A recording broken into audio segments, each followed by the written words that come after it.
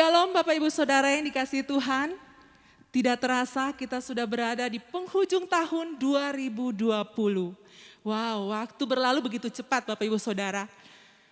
Tapi hari ini kita bersyukur Tuhan boleh izinkan kita menghadapi begitu banyak hal dan peristiwa di sepanjang tahun ini. Tapi hari ini kita bersyukur karena kasih karunia Tuhan selalu cukup buat setiap hidup kita.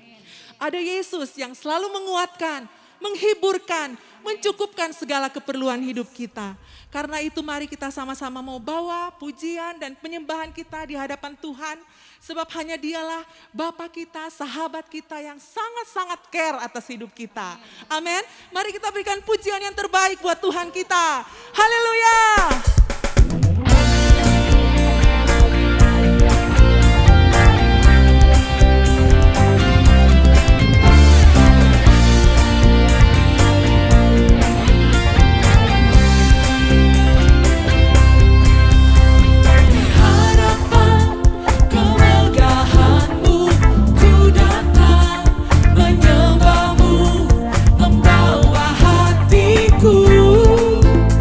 Membawa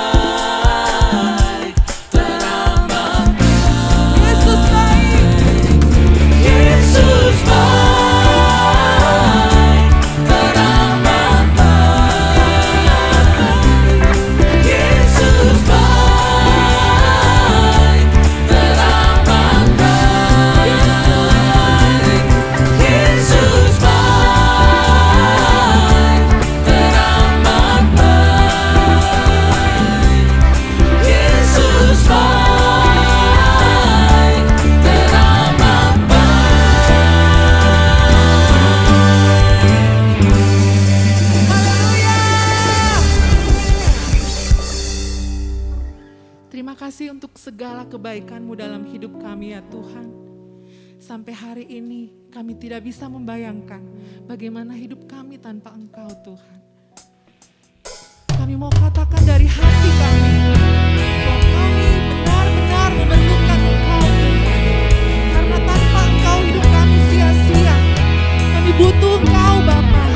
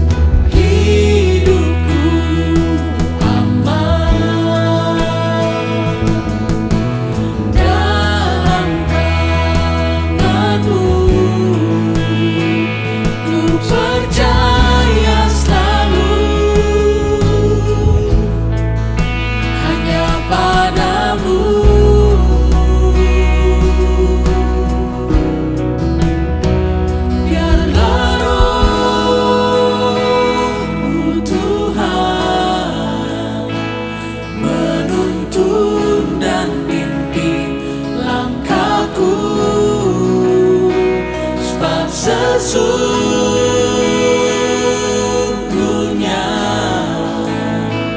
tak sanggup ku jalan sendiri, Engkau Yesus.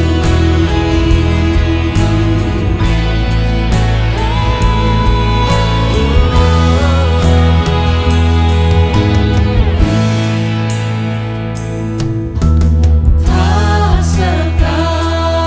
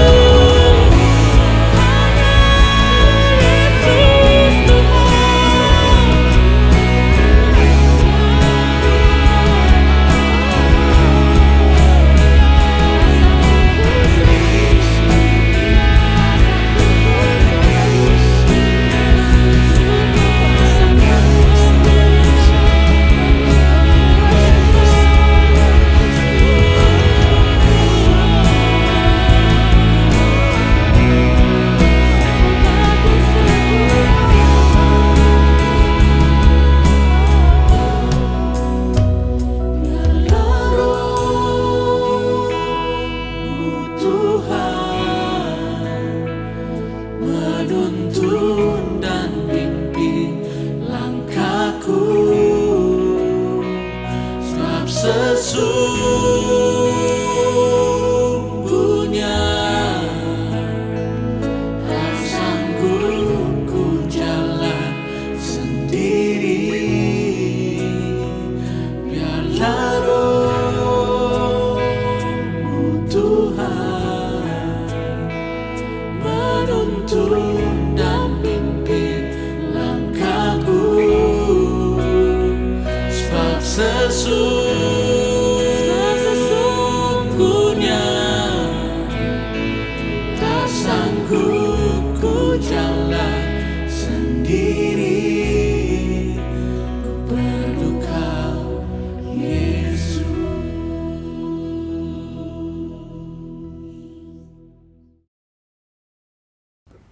Shalom Bapak Ibu, senang sekali dapat bertemu kembali dengan Bapak Ibu pada pagi hari ini.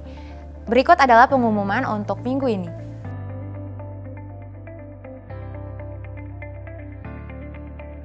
Ibadah minggu depan 13 Desember 2020 kita akan bersama-sama melakukan perjamuan kudus.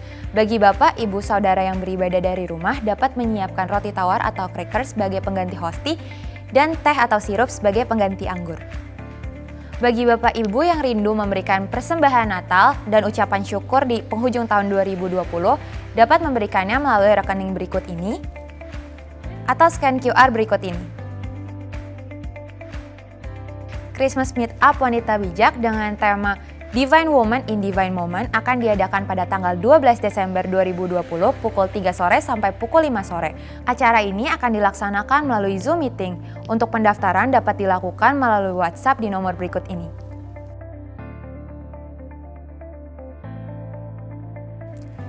Kami akan mengadakan Abba Talks melalui live di Instagram. Abba Talks adalah tempat untuk kita bisa berinteraksi, berdiskusi, atau bersaksi selama 60 menit bersama panatua dan pemimpin-pemimpin dengan topik pendalaman khotbah minggu dan topik-topik menarik lainnya. Abba Talks akan diadakan setiap Rabu mulai tanggal 9 Desember 2020 pukul 8 malam sampai 9 malam hanya di Instagram @abalove.ktc_jgc.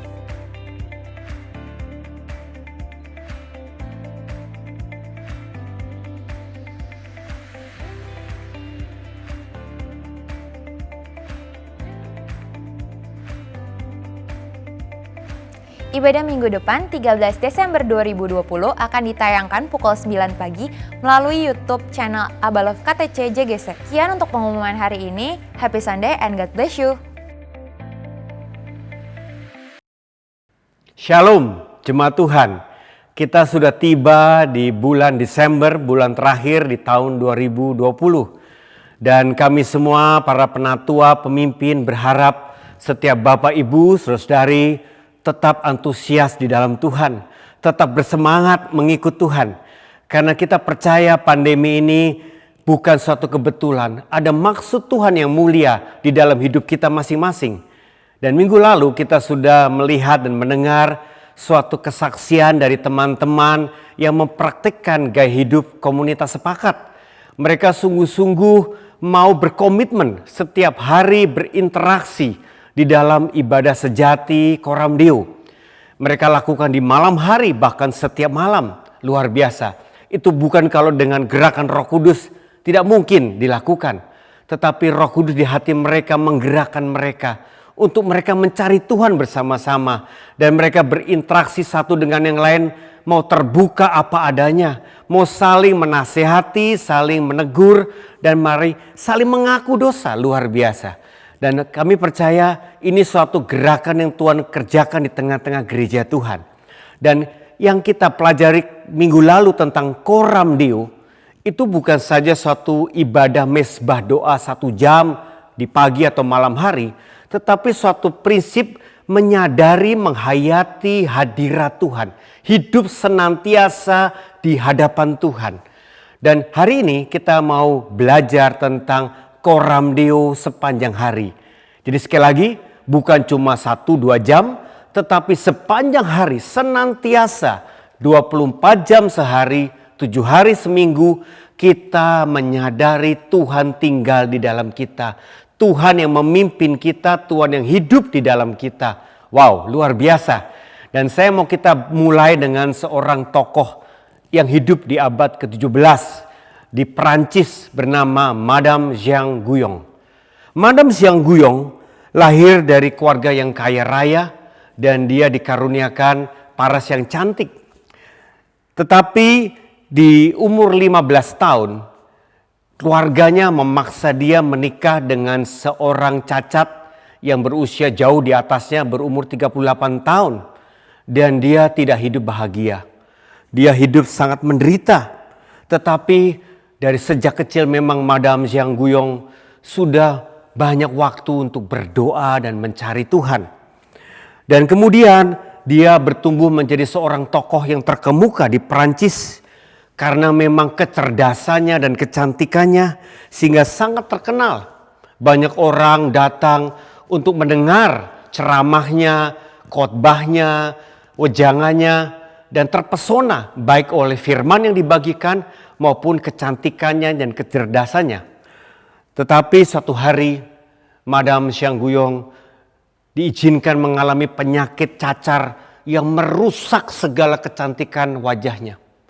Dan ini menjadi suatu proses kehidupan buat dia. Setelah dia memang tidak bahagia dengan pernikahannya yang dipaksakan, dia juga menderita secara fisik. Sesuatu hal yang merusak apa yang dia banggakan itu kecantikan. Dan lebih lagi dia dipenjarakan oleh Raja Perancis yang waktu itu Raja Louis ke-14 selama 25 tahun.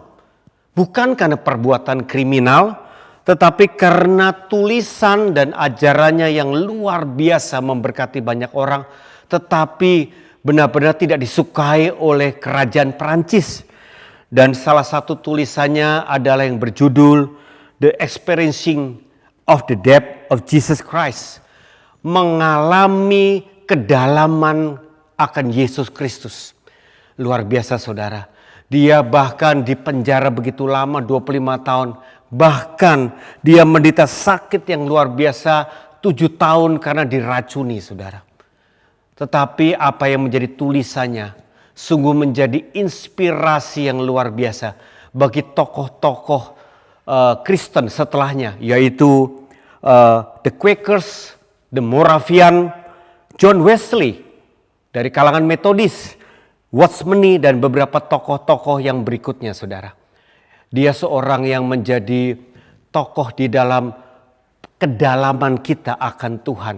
Penghayatan kita akan Kristus yang tinggal di dalam kita. Nah hari ini saya mau kita belajar. Ada satu kebenaran ayat yang Madame Jean Guyon ajarkan tentang Matius 10 ayat 39 dikatakan, barang siapa mempertahankan nyawanya, ia akan kehilangan nyawanya. Dan barang siapa kehilangan nyawanya karena aku, ia akan memperolehnya. Dikatakan firman Tuhan ini kalau kita mencari nyawa atau mempertahankan nyawa, apa maksudnya? Nyawa adalah sesuatu yang berharga dalam hidup kita. Dan setiap kita pasti berbeda-beda yang dimaksud dengan nyawa ini. Ada orang yang mengutamakan kecantikannya. Ada orang yang mengutamakan kecerdasannya. Ada orang yang mengutamakan kekayaannya, ketenarannya, dan segala hal yang dunia banggakan. Mungkin itu akan menjadi nyawa bagi kita. Sesuatu yang paling berharga. Sesuatu yang kita prioritaskan, kita kejar dan kita pertahankan supaya kita tidak kehilangan. Tapi firman Tuhan berkata, kalau kita mempertahankan nyawa, justru kita akan kehilangan nyawa. Tuhan tidak ingin kita membanggakan selain Yesus Tuhan yang menjadi pusat dan utama dalam kehidupan kita. Dan Madame Jean Guyon kehilangan kekayaannya, kehilangan kecantikannya, kehilangan kebebasannya. Dia dipenjara, dia wajahnya rusak, waktu itu belum ada obat untuk penyakit cacar. Bahkan dia menderita penyakit karena diracuni. Berbagai hal yang dunia utamakan dia tidak dapatkan lagi. Padahal dia sudah memiliki semuanya. Tapi dia memilih tetap ikut Kristus. Dia memilih makin lama makin menghayati Kristus. Dan justru pengalaman penderitaannya itu membawa dia semakin mengalami kedalaman akan Kristus. Dan ayat berikutnya di Kolose pasal 3 ayat yang keempat dikatakan, apabila Kristus yang adalah hidup kita menyatakan diri kelak, kamu pun akan menyatakan diri bersama dengan Dia dalam kemuliaan. Kristus adalah hidup kita. Kita di dalam Kristus. Kalau Kristus mau menyatakan diri, kita pun akan ikut bersama-sama. Atau lewat kita, Kristus boleh dinyatakan kemuliaannya kepada dunia. Apakah orang di luar hidupmu bisa memandang Kristus, melihat Kristus tinggal, terekspresi dalam hidup kita? Kalau tidak ada, berarti kita yang lebih menonjol, bukan Kristus. Madame Zhang Guyong benar-benar mengalami kehancuran kebanggaan diri. Dan dia hanya bangga hanya kepada Kristus. Bangga akan kemuliaan Kristus. Dan itulah yang nampak buat dunia, saudara. Sampai berabad-abad akibatnya, dampaknya sampai hari ini, saudara. Luar biasa, saudara.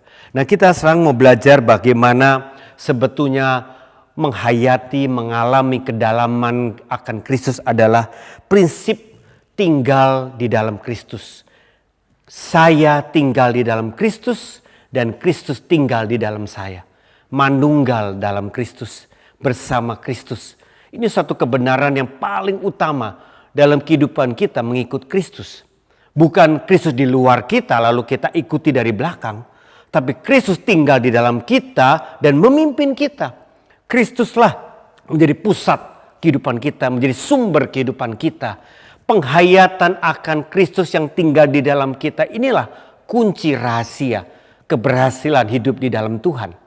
Kita akan baca di dalam Galatia pasal yang kedua ayat 20 dari versi MILT. Saya bacakan bagi Bapak Ibu Saudara. Aku, di sini manusia lama, telah disalibkan bersama Kristus. Aku, yaitu manusia baru, hidup. Tetapi bukan lagi aku, melainkan Kristus hidup di dalam aku. Dan apa yang sekarang aku hidup di dalam daging, aku hidup oleh iman Putra Allah yang telah mengasihi aku dan yang telah menyerahkan dirinya demi aku. Kita sudah belajar beberapa minggu lalu tentang manusia lama dan manusia baru. Kita yang dahulu keturunan Adam, kita adalah manusia lama. Budak dosa. Si dosa, si iblis adalah menjadi tuan kita. Dan kita dikuasai oleh dosa.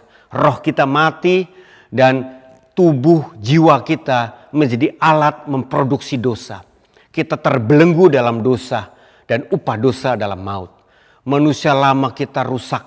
Manusia lama kita tidak berguna. Tetapi lewat Kristus, manusia lama kita juga sudah disalibkan, sudah mati bersama Kristus.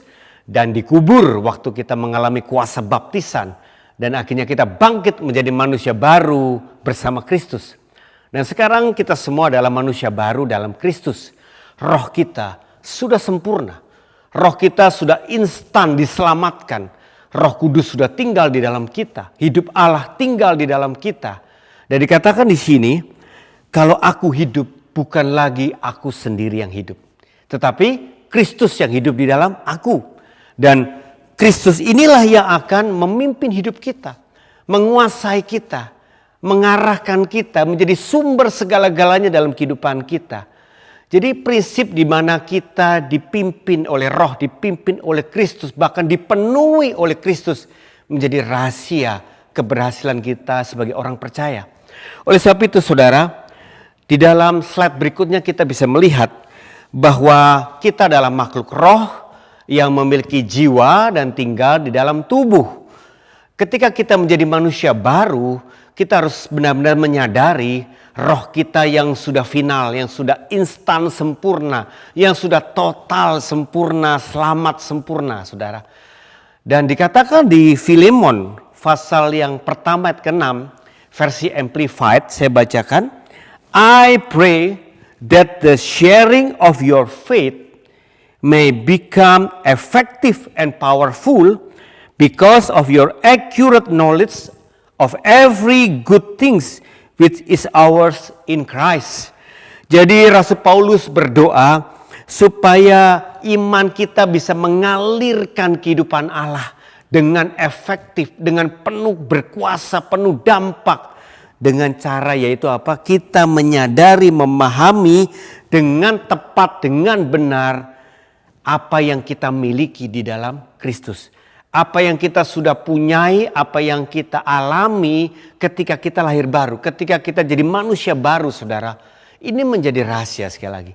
Oleh sebab itu kita percaya kalau kita sudah jadi manusia baru, Roh Allah yang tinggal di dalam kita ingin mengalirkan hidup Allah itu keluar, terekspresi dalam seluruh kehidupan kita. Tetapi kita memiliki jiwa yang mengalami suatu proses, perlu proses. Sepanjang hidup kita diperbaharui pikiran, perasaan, kehendak, hati nurani kita dikuduskan terus menerus. Dan ini ibarat katup atau keran. Kalau kita buka keran kita supaya hidup Allah yang mengalir keluar, hidup Allah akan mengalir keluar. Tetapi kalau kita tutup keran atau katup jiwa kita, karena kita ditipu oleh dunia, kita dikuasai oleh dosa kembali, maka hidup Allah yang sudah sempurna itu tidak bisa mengalir keluar. Oleh sebab itu keputusannya ada pada kita, karena jiwa kita punya kehendak. Kehendak untuk dipimpin roh, atau kehendak untuk dipimpin oleh daging. Oleh sebab itu saudara, kita mau hari ini belajar bagaimana kita mau senantiasa dikuasai oleh roh. Di dalam slide berikutnya Roma 8 ayat ke-9 dari versi BSD dikatakan, tetapi kalau roh Allah sungguh-sungguh berkuasa di dalam hati kalian, kalian tidak akan hidup menurut kemauan badan kalian. Kalian akan hidup menurut kemauan roh Allah. Jadi Bapak Ibu Saudari, kita punya keputusan, punya kehendak bebas. Apakah kita dipimpin oleh roh Allah? Ingat saudara, roh dan kebenaran. Inilah prinsip kita hidup membangun manusia roh kita. Kalau kita memilih untuk memandang kepada Kristus yang tinggal di dalam kita. Kita mencari firman, mencari kebenaran. Kita selalu mau merenungkan firman. Kita selalu memegang kebenaran jadi prinsip utama hidup kita. Tapi kalau jiwa kita, pikiran kita, perasaan kita lebih dikuasai hawa nafsu dosa, dikuasai dunia ini. Maka kita memandang referensi hidup kita kepada dunia ini. Kita mencari kenikmatan-kenikmatan dunia. Kita dikuasai, ditipu lagi oleh dunia. Dan akhirnya kita jatuh lagi dan terikat lagi seperti manusia lama. Padahal kita adalah manusia baru. Kita punya kuasa yang luar biasa untuk mengalahkan dosa. Tetapi kalau kita dikalahkan oleh tipu daya dan menyerahkan diri kepada tipu daya, ya kita seperti kembali ke manusia lama. Padahal manusia lama kita sudah mati dan dikubur. Ini semua pekerjaan iblis dengan tipu dayanya, saudaraku. Oleh sebab itu hari ini kita mau belajar bagaimana manusia batin kita yang lebih dominan, lebih berkuasa, lebih superior memimpin hidup kita. Bukan manusia lahiriah yang dikuasai oleh hawa nafsu dosa dan dunia. Sekarang kita akan lanjutkan bagaimana kita membangun disiplin rohani Coram Deo. Bagaimana kita membangun disiplin rohani intim dengan Tuhan senantiasa. Ada 3 level atau 3 tahapan yang kita akan pelajari bersama-sama. Yang pertama disebut keintiman reaktif. Apa ini saudara? Kita baru bereaksi mencari Tuhan ketika ada masalah. Ketika ada problema yang kita alami. Nah inilah keintiman yang di awal perjalanan rohani kita. Dan kebanyakan kita akan mulai dari sini. Dan tanda-tandanya adalah kita mengalami suatu kekeringan rohani. Sesuatu padang gurun rohani. Saudara mengalami betul-betul tidak merasakan Tuhan itu dekat dengan saudara. Sepertinya jauh dari Tuhan. Tapi banyak orang malah terjebak dengan berbagai ikatan dosa. Dan menikmatinya bahkan tenggelam di dalam dosa saudara. Ini benar-benar tipu daya yang mematikan. Ingat kalau kita di padang gurun, saudara betul-betul kehausan. Saudara betul-betul membutuhkan air. Dan tanpa air lama-lama saudara akan mati. Ingat saudara, kekeringan rohani akan menyeret kita makin lama makin jauh menjadi mati rohani. Bahkan kita bisa meninggalkan Tuhan atau murtad saudara. Ini yang terjadi dalam kehidupan banyak anak Tuhan yang tanpa sadar pelan-pelan makin jauh dari Tuhan, bahkan sudah terhilang saat ini saudara. Oleh sebab itu ketika kita mengalami kekeringan rohani, reaksi yang benar adalah kita rindu haus mencari air. Kita rindu haus mencari Tuhan. Kita mau bertobat dari kehidupan yang kering ini. Kita mau mencari solusi saudara. Dan saudara mungkin mencari teman saudara. Saudara ingin mencari jawaban lewat firman Tuhan. Atau apapun saudara butuh itu saudara. Saudara sedang urgent mendesak. Kalau tidak saudara akan mati. Dan apakah saudara sampai tingkat menyadari. Ketika ada problem, ketika ada masalah terjadi. Itu tanda Tuhan memberi peringatan keras. Tuhan memberi warning buat kita bahwa ayo, tanpa Tuhan hidupmu akan hancur. Engkau bahkan akan terseret lebih jatuh lagi dalam dosa. Engkau bahkan terperangkap, terpenjara lagi, terbelenggu lagi dalam ikatan-ikatan dosa yang mematikan. Oleh sebab itu mari cepat cari Tuhan. Cepat datang haus mencari Tuhan. Oleh sebab itu saudaraku, di tingkat ini kita memilih. Mau lari kepada dosa lebih dalam lagi, lebih jatuh lagi. Atau kita justru mencari jawaban, mau bertobat dan mencari Tuhan saudara. Inilah yang disebut keintiman reaktif. Di dalam keintiman reaktif, kita akan melakukan dua hal, yaitu transformasi hati dan pembaruan pikiran. Yang pertama adalah transformasi hati. Kenapa kita mengalami kekeringan rohani? Kenapa kita terikat oleh belenggu dosa? Karena ada dua akar penyebab dalam hidup setiap kita. Yang pertama adalah pengalaman-pengalaman traumatis dan luka dari masa lalu keluarga kita. Bahkan banyak kita mungkin dari latar belakang yang keluarganya sudah menolak. Bahkan dari sejak kita ada di rahim ibu kita. Banyak orang yang mau digugurkan dari sejak awal dia ada di dalam rahim ibunya. Ini sesuatu perkara yang luar biasa saudara. Akan melukai dan merasa tertolak yang hebat saudara. Dan banyak perkara-perkara luka-luka berikutnya yang dialami ketika dia waktu kecil. Dari pola asuh orang tua yang salah. Dari bully di sekolah. Dari perlakuan-perlakuan atau kesalahan-kesalahan yang berikutnya yang terjadi dalam hidupnya. Dia banyak mengalami luka-luka. Dan yang kedua adalah pola dosa. Pola dosa yang keluarganya lakukan, yang orang tuanya lakukan. Mungkin orang tuanya penyembah berhala.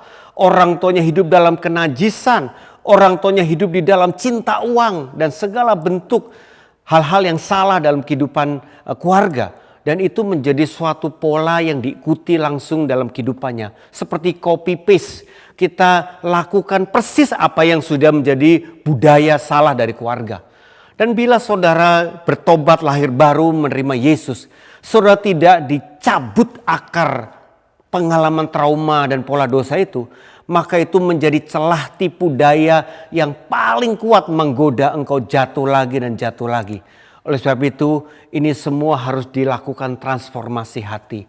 Mari saudara, kalau engkau sebagai orang percaya anak Tuhan yang masih jatuh bangun di dalam dosa, yang banyak dikuasai luka batin, saudara datang kepada komunitas sepakat saudara. Saudara datang mencari bapak atau ibu rohani saudara untuk dilayani sampai saudara sembuh. Yang kedua adalah pembaruan pikiran. Saudara, semua pikiran manusia adalah punya kecenderungan menjadi pengembara. Pikiran kita bisa mengembara kemana-mana. Kita susah untuk fokus kepada Kristus. Kita fokus kepada Tuhan. Makanya di dalam 2 Korintus pasal 10 ayat ke-5 dikatakan, kami mematahkan setiap siasat orang dan merubuhkan setiap kubu yang dibangun oleh keangkuhan manusia untuk menentang pengenalan akan Allah. Kami menawan segala pikiran dan menaklukkannya kepada Kristus.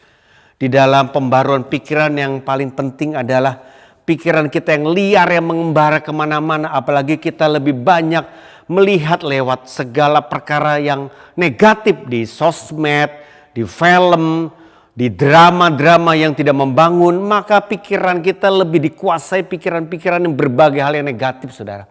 Dan ini membuat kita susah berfokus kepada Kristus. Oleh sebab itu saudara, dikatakan firman Tuhan, kita mesti mematahkan itu. Kita mau menolak segala godaan-godaan, entah itu dari sosmed, dari film, dari drama, dari apapun yang kita lihat, yang kita dengar, itu membuat kita terkecoh, membuat kita tertipu.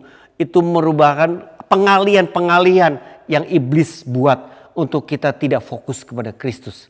Saudara, di masa-masa pandemi begitu banyak orang yang stres, orang yang kesepian, orang yang bingung galau. Dan mencari solusi bukan fokus sama Tuhan, tapi fokus dari perkara-perkara dunia. Dia mengasihkan diri dari kegiatan-kegiatan dunia yang hanya membangun manusia lahiriah, bukan manusia batiniah. Entah dia cari kuliner kemana-mana, dia cari hobi yang baru di mana-mana, saudara. Dan akhirnya dia tidak fokus kepada Tuhan. Ini yang menjadikan kita makin terperosok, makin kering rohani. Oleh sebab itu hari ini saya mau kita belajar, kita harus bertobat. Itu semua tidak ada gunanya, saudara. Kita harus fokus bertobat dan mengembalikan pikiran kita kembali ke Tuhan. Kembali menyadari roh Tuhan ada di dalam saya. Kristus yang hidup, yang berkuasa itu tinggal di dalam saya. Yang berkuasa membuat saya mengalahkan dosa. Mari fokus kepada Kristus. Madam Zhang Guyong berkata, engkau sampai dalam dengan Tuhan. Engkau sampai mengalami Tuhan dalam sekali. Saudara, ini yang menjadi kerinduan setiap kita yang mau dipulihkan, yang mau menang atas dosa, saudara. Dan kemudian kita belajar tentang keintiman yang aktif. Ini level yang kedua, tingkat yang kedua. Keintiman aktif, kita mendisiplin untuk senantiasa punya ketertiban waktu berdoa dan membaca firman. Dan saudara, saya pun lahir dari keluarga yang tidak disiplin. Saya punya background dari papa yang cuek, yang tidak mendidik saya untuk hidup disiplin. Dan saya dari kecil pun tidak terbiasa hidup disiplin. Hidup saya sembarangan, hidup saya semau-mau gue, saudara. Oleh sebab itu saya sulit sekali untuk punya kedisiplinan diri, saudara. Dan ini menjadi pergumulan, tapi saya sadar saya butuh membangun keintiman yang aktif. Bersama komunitas sepakat, saudara mengambil komitmen, saudara. Ayo kita cari Tuhan sama-sama. Ayo kita doa sama-sama. Ayo kita sharing firman Tuhan 4M sama-sama. Itu melatih kita membangun keintiman yang aktif. Dikatakan di dalam Yohanes 4 ayat yang ke-24. Allah itu roh dan barang siapa menyembah dia harus menyembahnya di dalam roh dan kebenaran. Dan roh adalah kehidupan doa kita. Bagaimana kita bersekutu dengan Allah yang adalah roh. Roh dengan roh, ada persekutuan roh lewat doa. Dan yang kedua, kebenaran, yaitu firman Tuhan. Kita mau merenungkan firman sampai kita memahami, mengerti akan firman Tuhan. Ingat, kalau kita baru mengetahui firman, itu hanya sekedar pengetahuan.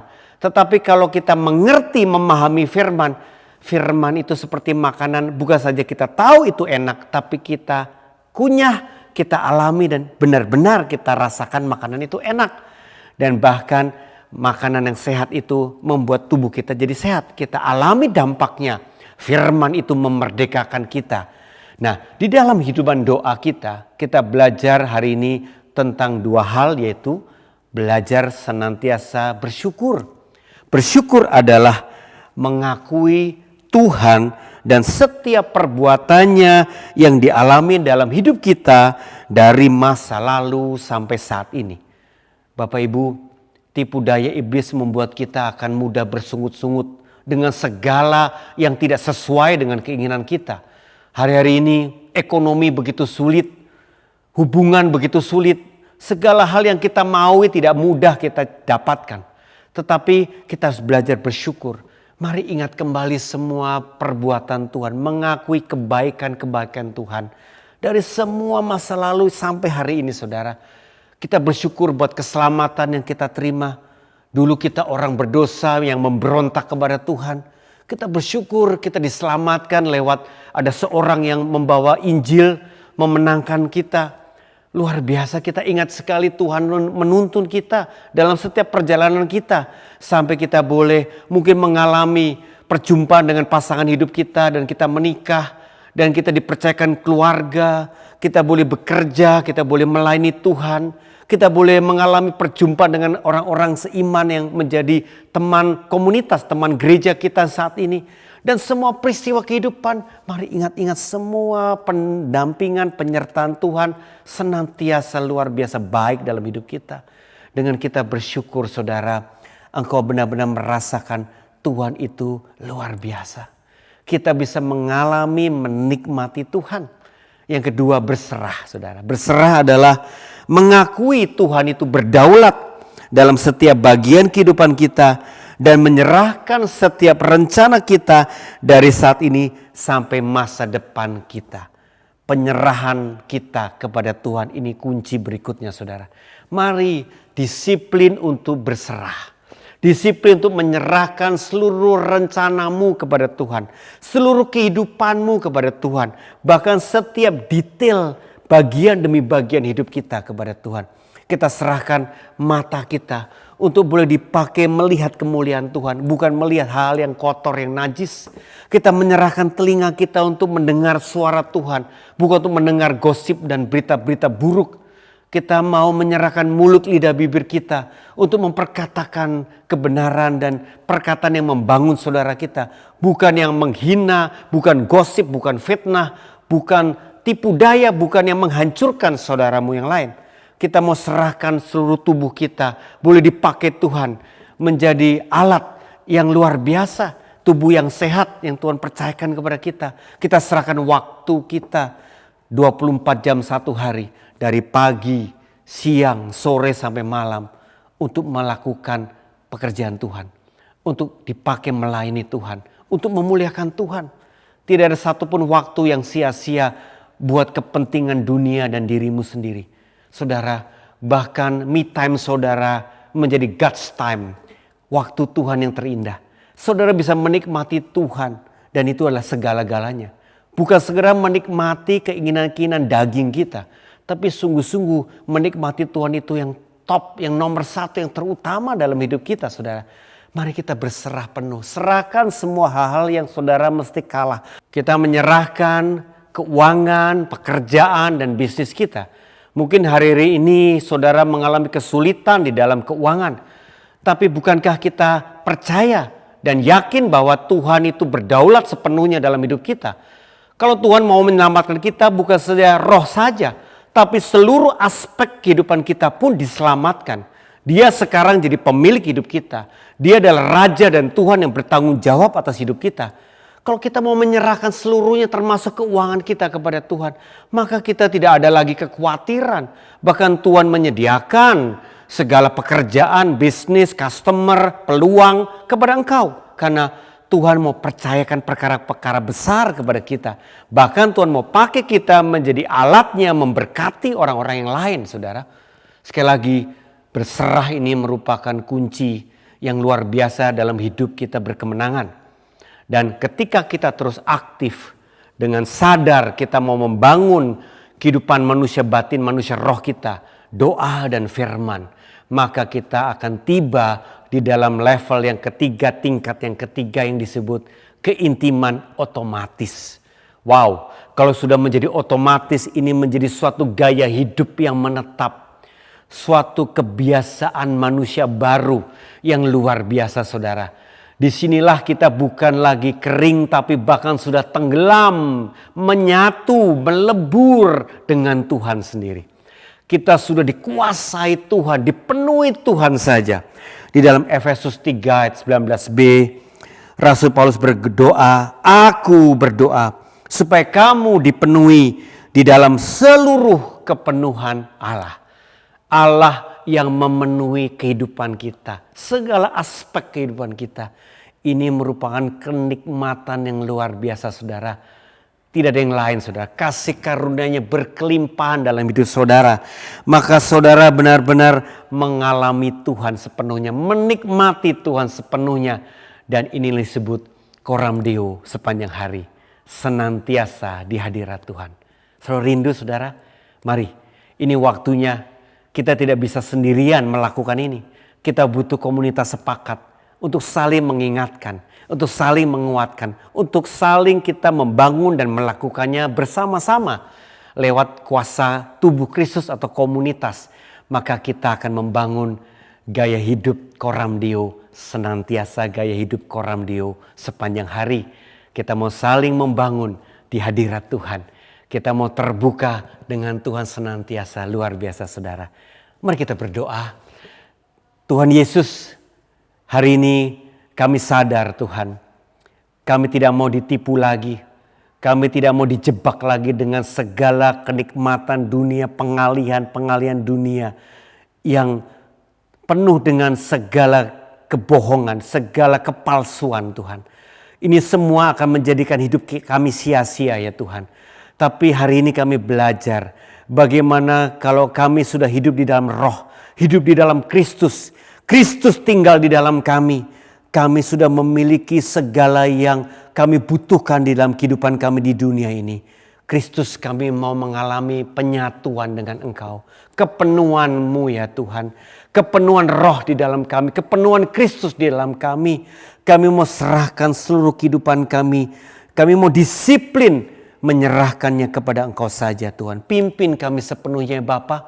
Dan segala tipu daya yang selalu menyerang kami. Sehingga membuat pikiran kami tergoda untuk mengembara, untuk beralih kepada hal yang dunia.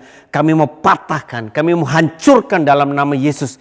Kami taklukkan dengan firman Tuhan, kuasa firman itu yang memerdekakan kami.